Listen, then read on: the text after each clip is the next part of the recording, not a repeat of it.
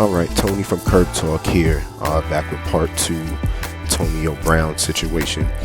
It looks like Antonio Brown had some incentives coming up that he knew he was going to hit had he had a certain amount of catches this game, had he had a certain amount of yardage, and had he gotten one more touchdown, I believe.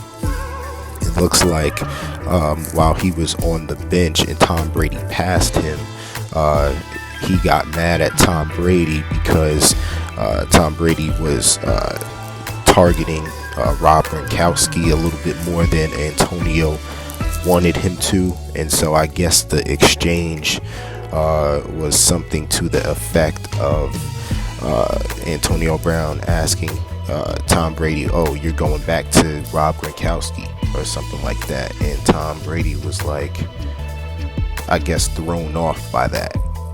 And Tom Brady, I guess, and this is all via undisputed, a number of sources close to the situation.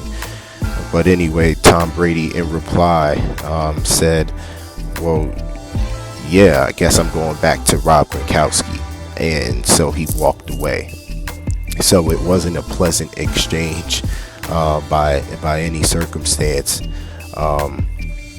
What led Antonio Brown to be on the bench in the first place was Bruce Arians had told him to get back into the game.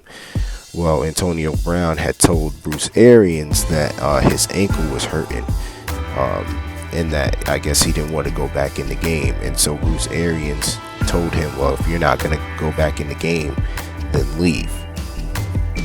So that's what led Antonio Brown to be pouting on the sidelines. It's just a really unfortunate situation. Antonio Brown missed out on about $1 million in incentives if he would have got X amount of catches, X amount of yards, and X amount of touchdowns, I believe.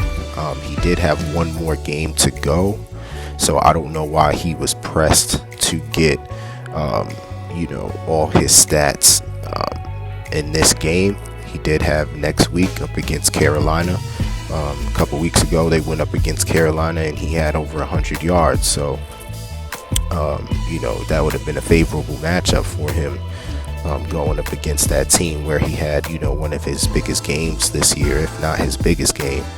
So I'm not sure why he threw a fit with Bruce Arians, why he had an awkward exchange with Tom Brady. Anytime you challenge a quarterback like Tom Brady, it's never good, especially when Tom Brady has gone to bat for you over the last couple years, and getting you in situations that was going to further your career. So I don't know. It's a really unfortunate situation. I wish Antonio Brown the best.